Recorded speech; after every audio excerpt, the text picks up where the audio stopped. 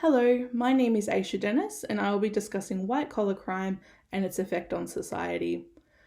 White collar crime is hard to define, and the Criminological Society is still debating its true definition. Historically, the term was used to describe the crimes of respectable people committed during the course of their business, with the inference being that respectable people are different from the people committing common street crimes. That definition was first given by Edwin Sutherland and has become the basis of the standard definition of white-collar crime, which is criminal activity perpetrated during the course of business. White-collar crime affects society as a whole far more than conventional street crime. Despite the complex and surreptitious nature of white-collar crime, you'll still find that most people are able to recall an incident of white-collar crime from media coverage, and that could be because the impact and the sheer amounts of money that are involved in white-collar crime are so staggering that it's hard for the average person to forget. And the effects of white-collar crime can be felt across a community for years. Most people will still remember the global financial crisis and the effects of that crisis, which were contributed to by criminal activity, are still being felt worldwide today.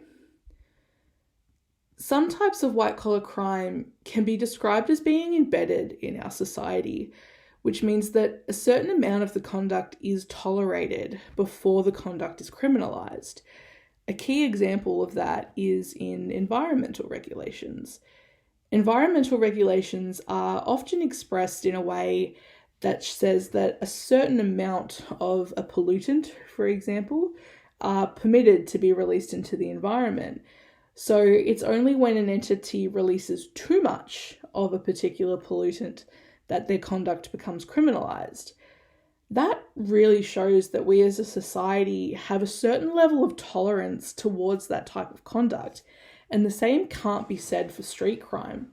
It's really unlikely that any member of the public will agree that there's an acceptable level of theft or assault before that conduct should be criminalised. A key reason that perhaps environmental regulations are worded that way is simply because it could be too difficult or too expensive or detrimental to our way of life to completely outlaw that conduct. A practical example is the West Footscray factory fire in 2018. It took emergency services 2 weeks to extinguish that fire, which was caused by a large amount of hazardous material being stored there. The owner of the factory has since been charged with endangering the lives of the emergency services personnel. And the question is, would he be charged if he was storing less waste in that facility? People of different backgrounds will face the law differently. People with a high level of social and political power are often able to use their education, influence, and resources to avoid a criminal liability, and those without that power can suffer more under the law. The perpetrators of white-collar crime are often those people in our society who have large amounts of that political and social power, and it becomes a bit cyclical because this power comes from their wealth and their business activities. And so the commission of white-collar crime and high echelon business are really closely linked. Another difficulty is the regulation and sentencing of white-collar crime, which has proved to be very difficult. White-collar crime can be captioned under numerous pieces of legislation, and it can be difficult to determine which of those options best suits the conduct in question. There are also civil remedies available to the victims of white-collar crime, such as damages for negligence and actions for unfair dismissal. Further, and in particular, the sentencing of white-collar crime is typically very disproportionate to the harm suffered by victims when compared to the sentencing of street crime.